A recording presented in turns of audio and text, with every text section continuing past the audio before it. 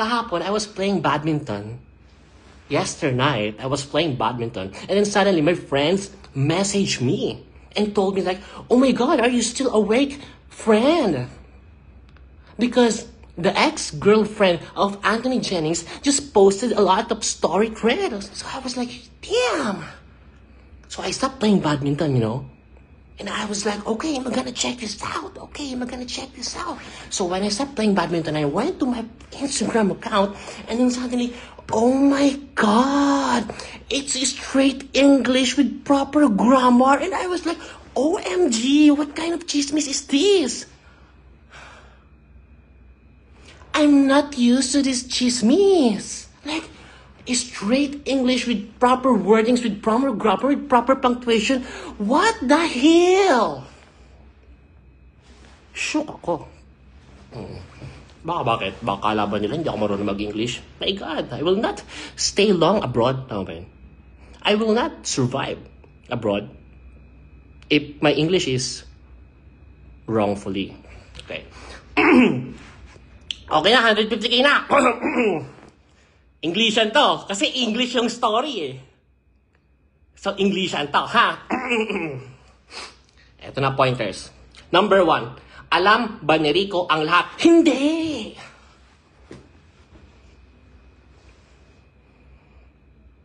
Alam mo, tawang-tawa ako dun sa mga nagpo-post. Tawang-tawa. English. You know what? I feel so funny. Tama ba yun? Okay. Tawang-tawa ako sa mga nagpo-post. Kasi talaga nag-e-effort pa sila ng mahabang caption, Mars.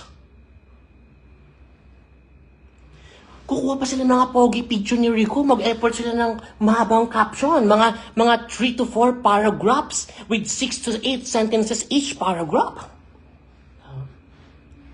Tapos, ang laman ng caption,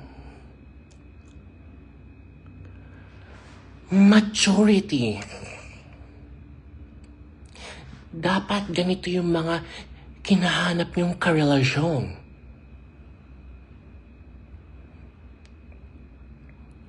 Yung matured na lalaki. I was like, you know, pagkabasa ko ng title, I was like, maturity? Ano nga asahan mo? 53 years old na yun. Lolo na yun eh.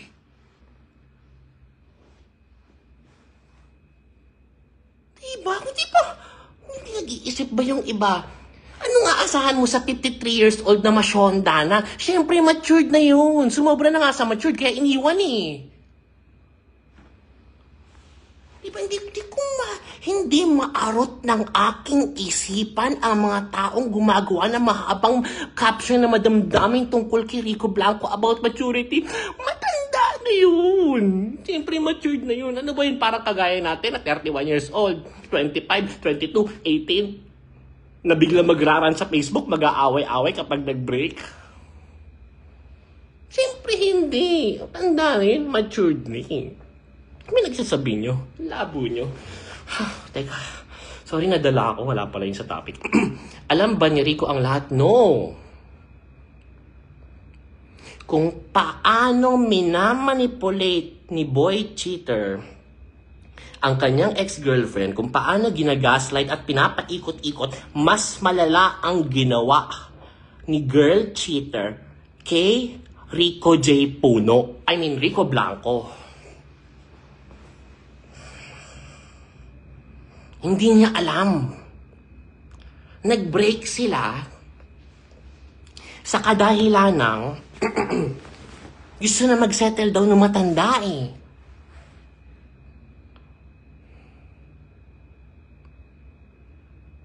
Hindi ko alam kung ano yung tunay na eksena, no? Ayaw kong magaling. Ayaw kong magbida-bida. Knocks after mag-live, ayaw magbida-bida. Wow! Ayaw ko lang magkamali. Kasi pag nagkamali ako, mawalan ako ng credibility sa chismis. Like sa chismis ko, hindi na kayo maniniwala. So, kailangan careful ako sa mga binibitawang konsulta kung wala naman ako maayos sa ebidensya. Going back. Hindi ko alam kung totoong nag-propose. Tapos, na-reject. Hindi ko alam kung lumuhod. Hindi ko alam kung nagbigay ng sing-sing. Hindi ko alam, tapos sinabihan ng no. Hindi ko alam kung pinag-usapan lang yung kasal. Hindi ko alam kung pinag-usapan lang yung settle down at lagay na sa tahimik. I don't know everything about this thing. Basta bottom line, about ito sa pag-settle down kasi nga matanda na. Tapos, ending, umatras si girl lalo. Pag-atras. Ginamit niya itong opportunity para maka-exit. 3 years exit na siya. Eto na. Ginaslight na niya ang ating matanda. No, I want space. I need to grow up. I'm still young, you know. Style ba? Style. Ganun ba, ganun? Bata pa ako! Rico J. Puno! Oh, Diyos ko, sumalangit nga ba? Bata pa ako, Rico! I can't take this pressure anymore! Perfect opportunity eh. Tama? Umexit na. Doon sila hiwalay. Eto ang malupit dyan.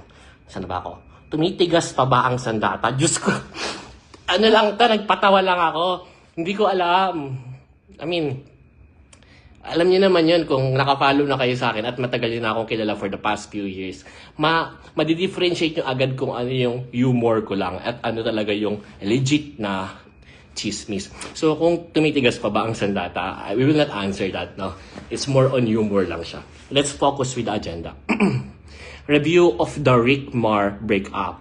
Oh, okay, I'm done with it. Okay? Ano yung nangyari sa hiwalayan? Timeline of the affair based sa ating legit source na H-MUA. Ano ba H-MUA? Hair and makeup artist. Okay. H-MUA. Timeline. Meron silang series. I'm not quite sure about the series. Siyempre, baka nanonood yung ex-girlfriend eh. Grabe, Englishan talaga yun. So, kailangan makisabay ako sa English. Baka sabihin niya, mahina ako sa English, nakakahiya naman, baka mapahiya tayo, di ba? Siyempre, kailangan tayo itaas ang ating, mosang flag. I'm not quite sure what's the series all about. Panis. But what I'm sure about, tama ba yun? Pinapaikot-ikot lang. Basta ang alam ko lang, nag-shoot pa lang sila, may pampyangan na nagaganap. Meron na mga lihim na pagtatagpo na nagaganap behind Rico. Meron na mga pwede ko ba sabihin yan? Baka may mga 15 years old na mosang na nakikinig dito. So, kailangan kong alalay sa salita ko. Meron ng mga intimacies na nagaganap outside the camera. In short, sila pa ni Rico, sila pa ng ex-girlfriend. Nagsisimula pa lang yung shoot ng series or in the middle, may affair na. Compare. Medyo affected lang ako. May mga sakit lang in my past na binuksan, may mga sugat lang sa aking nakaraan na nabuksan because of the issue. Specifically, I remember from the screenshots, sabi pa ni ex-girlfriend, sabi niya sa akin, matutulog na siya. Yun pala, ito pala nangyari. So, sabi daw ni boy cheater kay ex-girlfriend na matutulog na, sleep na daw. Pero yun pala, nagpunta pala sa bahay ni girl cheater. So, grabe, may sakit na nabuksan or sugat na nabuksan in my past. So, sakit na. Alam ko yung feeling. Okay, neck pillow story time. So weird. Ito hindi ko maunawaan na. Eta, hindi naman to neck pillow. Tama ba? Okay na ba yung tip ko? Sensya na. Ito hindi ko maunawaan. Diba? Nasa aeroplano kayo.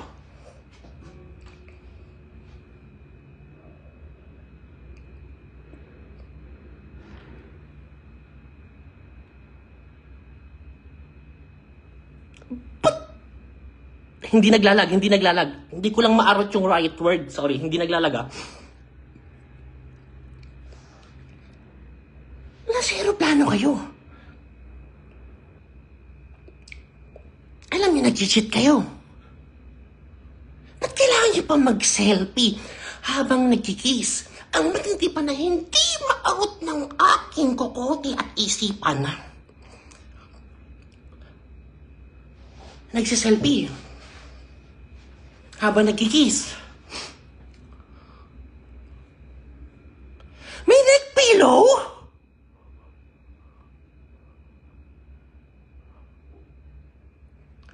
Hindi niyo man lang inalis yung neck pillow?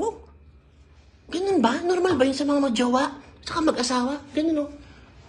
Diba, ang kapal ng neck pillow eh. Kasi nire-relax na pantulugan. Tama. Tapos kikis ka pa ganun, no? Tapos yung isa rin. Tapos saka yung mag-selfie. Cute!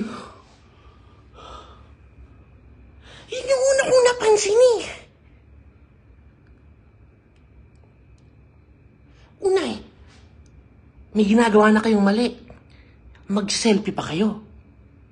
Pangalawa, maintindihan ko yung nagsiselfie kayo kung kayo nasa katinoan kayo at hindi kayo mga isip bata, no?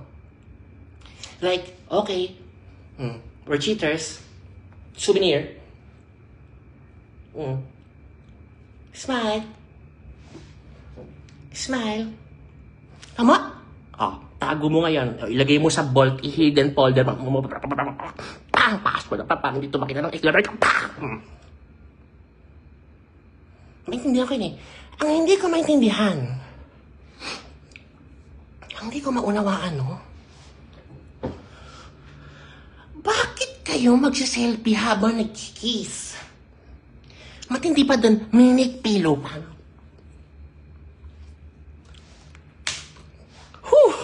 Ewan ko. Nawawala ako sa tamang hulog ng aking pag-iisip tuwing naiisip ko yung neck pillow na yan. Okay, moving on. Maris affair with another artista. Ito, nahuli to ni Rico. In the middle of the relationship, there is this one instance with one may isang pambihirang pagkakataon na nalaman ni Rico na merong kalandian si girl cheater na isang artista, isang sikat na aktor. And kung paano ginaslight ni boy cheater sa ex-girlfriend, ganun din yung style. Wala yan! Kawork ko lang yan! Pero pinalampas. Strike one. So ngayon, nung napapansin na ni Mashonda na okay, here we go again, pangalawa na naman to, so parang let go na lang. Alam ko na mangyayari dito. So bottom line, hindi alam ni Rico about sa affair kay boy cheater. Kung paano tayo na-update na ex-girlfriend recently is kasabay rin siyang na-update. So it's very hurtful for him, and at the same time, parang siya nakalaya, parang, jackpot, nakalaya ako sa babaeng to. Sarap din yan sa feeling. Okay. Ito. Affair with two other women. Nung sumikat na si boy cheater, ito nakausap ko talaga yung dalawang babae. Meron siyang dalawang ginawa, meron siyang dalawang chiniks, meron siyang dalawang binengbeng. Na dalawang pribadong babae or mga sexy models on Instagram, something like that, pero hindi mga artista. Habang jowa pa yung ex-girlfriend at habang kalandian niya si girl cheater. So, in short, 4 pinagsabay-sabay niya. Di nyo ngayon may gets kung bakit nanginginig yung di nyo ngayon magigets kung bakit hindi niya dinilig yung mga conversation.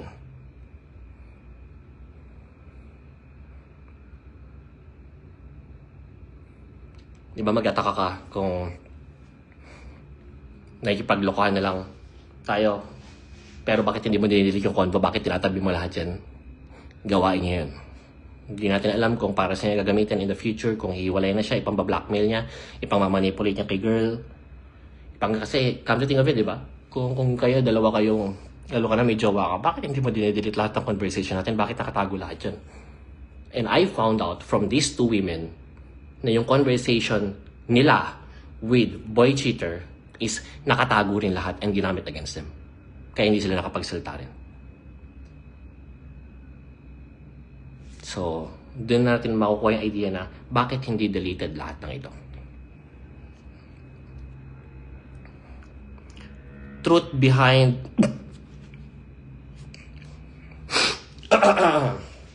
Okay, paki-screenshot, Daniela. Salamat. Truth behind... Okay, I just want to grab this opportunity, para... Hindi to lesson, don't worry. Kakat ko na to agad after itong truth about dun sa annulment. For the past months, early months of 2024, binanatan ko ng binanatan ang isang lalaki na asawa ng isang famous actress based sa annulment nila. Ang banat ko kay lalaki, ang kapal naman ng mukha mo. Iniwan mo yung asawa mo. Pero binabahay mo yung bago mong babae. Sa bahay na binili ng ex-wife mo. Binanata ko siya ng matindi. Nanonood dyan ngayon. I'm 100% sure. Gamit ang dami account. Binanatan ko siya, todo-todo. Pinost ko, dire-diretso. Para bang pinower trip ko, pinagtripan ko. And then, 3 months later, 4 months later, I found out from someone connected to them the real reason kung bakit binigay sa kanya yung bahay. Kasi come to think of it, di ba? Babae ka. Most of their earnings, or most of... Haba ng kuko na. Nakakahiya naman, baka sabihin nyo. Naghihirap na ako. Well, that's true. Most of the ambag on that bahay is si babae ang nagbigay ng pera. Ang ganda ng bahay eh. Alabang ba yun? I forgot na eh. So, palaisipan niya sa akin, bakit hinahayaan ni babae na ibahay lang yung bagong girl lalo ng ex-husband mo doon sa pamamahay na ikaw ang majority na nagbayad?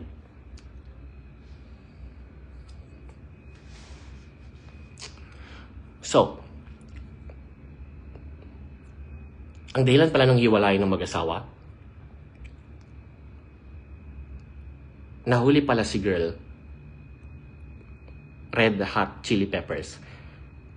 Nahuli si girl na may AFAM. Same thing. I saw the conversations eh.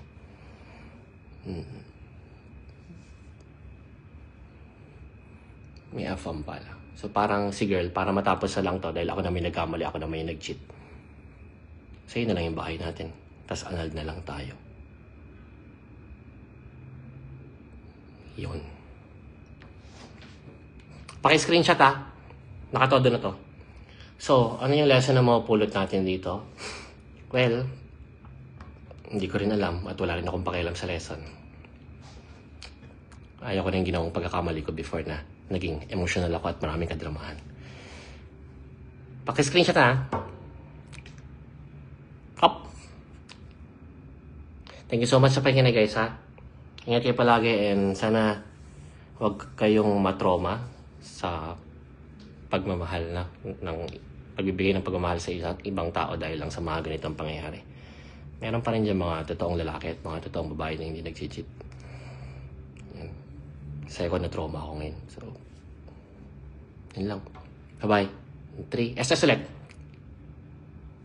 Taba na mukha ko. Kailangan pa yan.